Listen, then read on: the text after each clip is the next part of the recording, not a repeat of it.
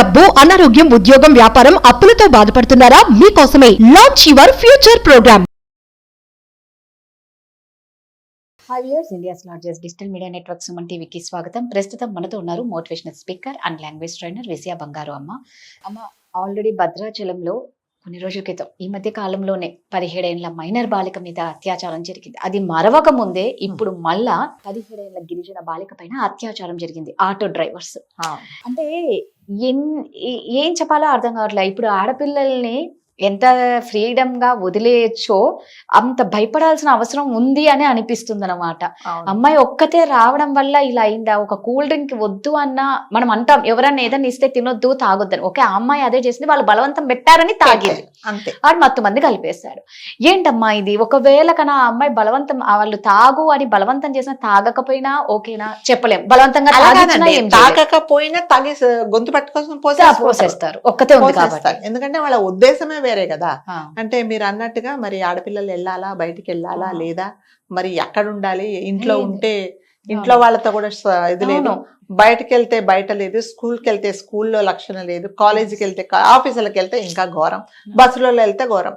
So ఇప్పుడు అంటే ఈ సమాజం మన అందరికి ఆడవాళ్ళకి ఏం చెప్తుందంటే, మీరు బతకకండి, మీకే మీరే చచ్చిపోండి అని చెప్తుంది అనమాట. అంతే కదా. ఇప్పుడు ఎక్కడ ఉండాలి ఆడవాళ్ళు, ఎక్కడ ఉండాలి? మీరు ఒకటే అంటే మనం అందరిని అడిగితే ఆడవాళ్ళు ఎక్కడుంటే సేఫ్. భర్త దగ్గర ఉంటే సేఫ్టీ లేదండి, లేదు.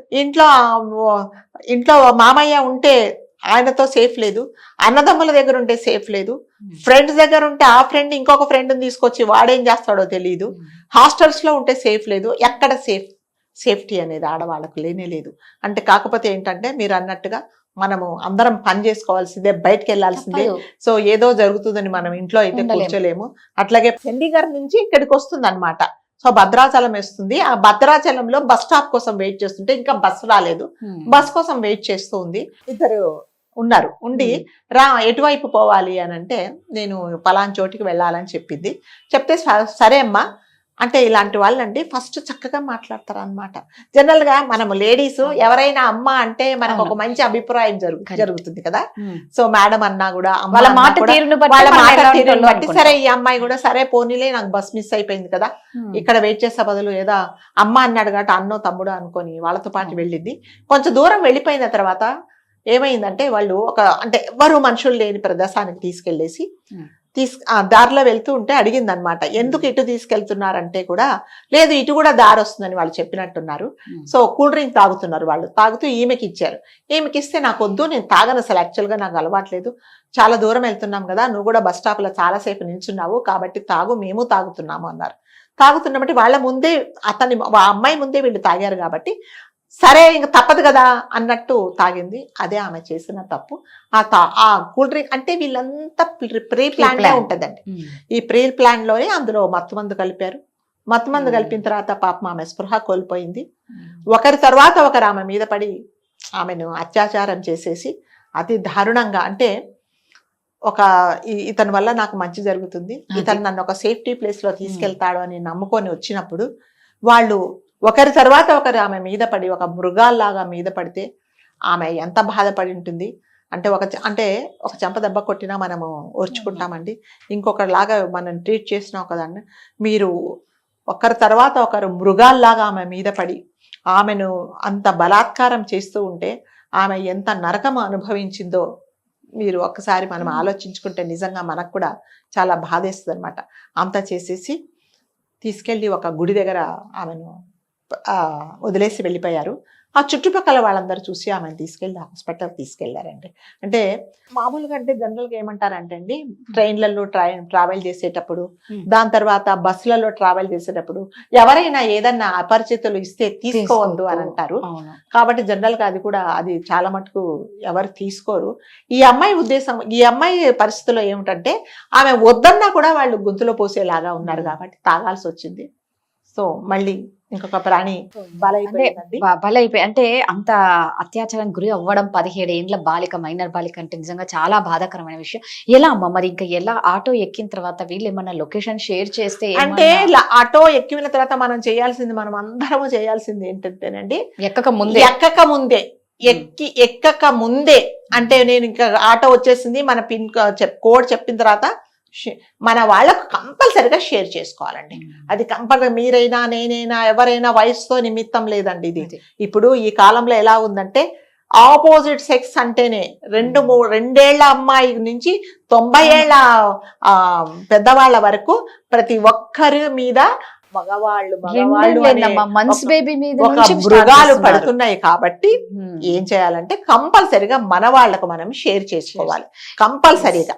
ఇంకొకటి ఏంటంటే ఇప్పుడు ఈ అమ్మాయి ఎక్కింది అయితే ఇట్లా నార్మల్ ఆటో కాబట్టి బెటర్ ఏంటి అంటే ఇంకొకటి ఆటో ఎక్కక ముందే ఆటో ఫోటో తీసి మీ వాళ్ళకు పంపించేస్తే బెటర్. ఆటో కూడా వెనకాల నుంచి తీసేసి నెంబర్ ప్లేట్ ఉన్న వైపు వెళ్ళి ఫోటో తీసేసి చక్కగా మీరు ఎక్కే ముందే మీ పేరెంట్స్ కి షేర్ చేసి హస్బెండ్ కో మీ పిల్లలకు ఎవరికైనా సరే ఎవరు ఎక్కుతారో వాళ్ళు అనుకునే వాళ్ళకు కంపల్సరీగా షేర్ చేయాలి. లేకపోతే ఇది ఇప్పుడు చూడండి అమ్మాయి అదే చేసింది అనుకోండి, అట్లీస్ట్ వాళ్ళు ఈమె ఎక్కడుందో లొకేట్ చేసేవాళ్ళు. సో ఈమె ఏం చేస్తారంటే ఆమెను ఆస్కారం లేకుండా కూడా అంటే మరి ఫోన్ ఇచ్చారో లేదో కూడా తెలియదండి. ఆ ఫోన్ కూడా లాక్కొని ఉంటే మనం అయితే ఏం చేయలేం. కాబట్టి మనం క్యాబ్ గానీ ఆటో కానీ ఎక్కక ముందు వాడైతే మన బయట నుంచి ఫోటో తీసుకుని షేర్ చేసి మీరు లోపలికి షేర్ అయితే కంపల్సరీగా చేసుకోవాల్సిందేనండి. ఎందుకంటే ఇది వరకు మనం చేసిన ఎపిసోడ్స్ లో కూడా చెప్పుకునేదంటే మన సేఫ్టీ మనమే చూసుకోవాలి. సరే అమ్మకో నాన్నకో అన్నకో తమ్ముడికో చెప్తే వాళ్ళు తర్వాత రక్షిస్తారు. నేను ఈ పరిస్థితి నేను ఫేస్ చేయాలి అని అంటే ఫస్ట్ నేను ఎలా ఎదుర్కోవాలనేది కంపల్సరిగా చేయాల్సింది. మీరు అన్నట్టుగా ఆడవాళ్ళు ఒంటరిగా అంటే ఒంటరిగా ప్రతిసారి ప్రతి సందర్భంలో మన వెంట ఎవరు రారండి. నీ పనికి నా పనికి నేనే వెళ్ళాలి, నువ్వు రా అంటే నాకు పని ఉంది అని అంటారు. కాబట్టి మన సేఫ్టీ మనమే చూసుకోవాలి. కొంచెం మనం ఆలోచించుకోవాలి. ఇంకొకటి అమ్మాయి ఏంటంటే చేసిన పొరపాటో లేకపోతే పాపం నమ్మిందో తెలియదు కానీ ఎవరైనా సరే ఆటో వాళ్ళు రమ్మనగానే మనము 2-3 ఉన్నప్పుడు నిజంగా వీడు సేఫ్టీగా వదులుతారేమో అనుకున్నది కానీ అదే ఆమె చేటు వచ్చింది. కాబట్టి సో అందుకని మనం అందరం ఆలోచించుకోవాల్సింది ఏంటంటే మళ్ళీ మన సేఫ్టీ మనమే చూసుకోవాలి. కాబట్టి ఇక అంటే నిజంగానే ఆమె ఎంత ప్రతిఘటించిందో ఎంత నరకం అనుభవించిన ఆమెకే తెలుస్తుంది. కాబట్టి ఆమె తొందరగా ఇందులో నుంచి బయటపడి మళ్ళీ మన మనుషులలో ఇంకొకరికి ఎవరికి ఇలాంటి జరగకూడదు అంటే మనం అలర్ట్ గా ఉంటే వీటి నుంచి బయటపడచ్చు. చక్కగా లొకేషన్ షేర్ చేయండి. ఆటో మీరు ఏది ఎక్కుతున్నారో ఆ పిక్ ఖచ్చితంగా మీ వాళ్ళకు షేర్ చేయండి నెంబర్ ప్లేట్. ఇంకొకటి అండి రాధ గారు, ఎవరైనా సరే ఈ కాలంలో ఎవరైనా ఊర్ల నుంచి వస్తే ఆటోలు నడుపుతున్నారు. అసలు ఆటో నడిపించే వాడి డీటెయిల్స్ కూడా ప్రతి ఒక్క పోలీస్ స్టేషన్ లో అంటే ఉండాలి, రిజిస్టర్ అయి ఉండాలి. వాడు ఆటో నంబరు, రెన్యువల్ డేటు, అసలు ఓనరా లేకపోతే అసలు ఓనర్ ఎవరు, రెంట్ మీద నడుపుతున్న ఈ డీటెయిల్స్ అని ప్రతి ఒక్క ఆటో వాళ్ళ డీటెయిల్స్ మీకు పోలీస్ స్టేషన్ లో ఉన్నాయనుకోండి, ఇలాంటివి చేయడానికి వాళ్ళు భయపడతారు అనమాట. ఎవరో వస్తారండి ఊర్లో నుంచి వస్తారు, ఒక ఆటో తీసుకుంటారు, నడిపేస్తారు. వాడు ఎవరో కూడా మనకు తెలియదు. కొన్నిసార్లు మీరు నంబరు క్యాబ్లు మనం బుక్ చేసుకుంటే మన దగ్గర ఒక నెంబర్ తీసుకుంటది, ఇంకొక ఆటోనో క్యాబ్ వస్తుంది. మనం అక్కడ వెయిటింగ్ 5 minutes వస్తుంది, ఆటో ఇంటి ముందు ఉంటది. ఏంటంటే కాదు మేడం ఇది కాదు చేంజ్ అయిపోయింది, మేము వాళ్ళ తరపున వచ్చామని చెప్తారు. దానికి మనం ఏం చేయలేం. కాబట్టి ప్రతి ఒక్క అంటే పోలీస్ డిపార్ట్మెంట్ కూడా దీని మీద ఒకసారి ఆలోచించి ఎవరైతే ఆటోలు నడుపుతున్నారో ఎవరైతే ఈ పబ్లిక్ ట్రాన్స్పోర్టేషన్ చేస్తున్నారో వాళ్ళ డీటెయిల్స్ అన్ని ఒక పోలీస్ స్టేషన్ లో రిజిస్టర్ అయి ఉంటాయి అనుకోండి, అట్లీస్ట్ ఇట్లాంటివి జరిగినప్పుడు మనం లొకేట్ చేయొచ్చు. వీళ్ళు కూడా జాగ్రత్తగా ఉంటారు. అందరు జాగ్రత్తగా ఉండండి. మనం ప్రతిసారి చెప్పుకునేది ఒకటే, ఎప్పుడైతే శిక్షలు కఠినంగా ఉంటాయో వీళ్ళకి భయం ఉంటుంది. Thank you.